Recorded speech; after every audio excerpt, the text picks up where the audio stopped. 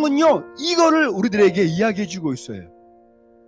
믿음의 사람인 너희는 하나님의 계획하심과 그분의 뜻 안에 있을 때 복된 인생을 기대할 수 있고 소망할 수 있다. 믿으십니까?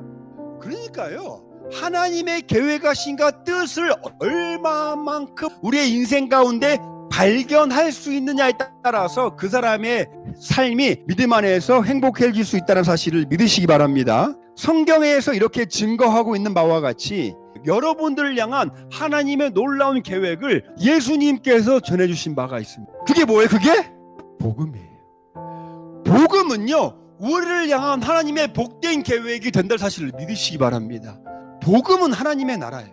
그러니까 내가 복음에 관심이 있고 복음 안에서 살겠다라고 하는 것은 다른 것이 아니라 하나님의 나라에 더 관심을 가지고 하나님의 나라 안에 살아가겠노라는 우리의 기대와 소망이 담긴 것입니다. 여러분 잘 아는 마태복음 요 다음 장 마태복음 5장에 보면은 뭐가 나오냐면 산상수훈이 나옵니다. 예수님께서 처음에 이 사람들을 쫙 모아놓고 말씀을 선포하시는데 처음 선포하신 말씀이 뭐냐면 팔복이에요. 8가지 복. 8가지 복의 시작과 끝이 뭔지 아십니까 혹시? 심령이 가난한 자는 복이 있나니 천국이 저희 것입니다. 이렇게 시작해요. 마지막에 을을 위하여 박해를 받는 자는 복이 있나니 천국이 저희 것입니다. 여러분 하나님의 나라의 자녀들의 복은요 뭘로 시작해서 뭘로 끝나느냐?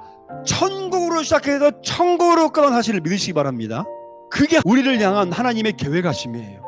하나님의 계획은 다른 것이 아니라 하늘의 것들을 소유할 수 있도록 예수 그리스도를 통하여서 우리에게 주셨어요.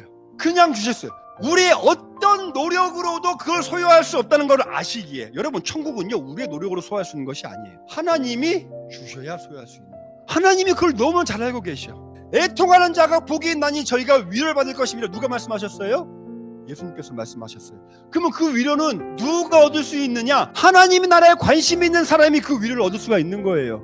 긍휼히 여기는 자는 복이 있나니 누가 긍휼히 여길 수 있습니까? 하나님의 나라를 소유한 자가 긍휼히 여길 수 있는 거예요.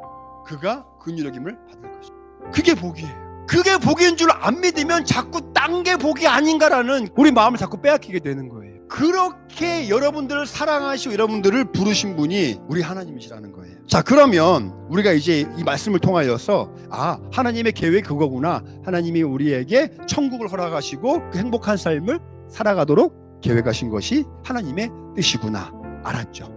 그럼 어떻게 그 복된 삶을 시작할 수 있을까? 어떻게? 오늘 예수님께서 선포하신 말씀에서 그 답을 찾을 수 있습니다. 회개하라. 여러분 회개는요 반성이 다가 아니에요. 마음을 돌이키고 생각을 돌이켜서 하나님의 뜻을 쫓는 게 그게 회개라는 것입니다. 내 뜻과 하나님의 뜻이 맞지 않았을 때 하나님의 뜻을 포기하는 것이 아니라 내 뜻을 내려놓는 거. 회개하려면요 하나님이 어떤 분이신가를 먼저 알아야 되는 거예요. 그래야 회개도 할 수 있는 거예요. 하나님의 뜻에 비추어 봤을 때 내 뜻이 하나님의 뜻에 맞지 않구나 라는 것들을 깨닫고 내 뜻을 내려놓고 하나님의 뜻을 쫓는 거, 이게 회개라고 말씀드렸어요. 하나님에 대해서 잘 알아야 우리가 하나님의 뜻을 분별할 수 있고 분별한 뜻에 따라서 내 뜻을 내려놓을 수 있고 천국을 우리가 붙잡고 살아갈 수 있다. 이 영적인 원리를 여러분들이 잘 마음에 새기고 살아가야 된다는 사실입니다.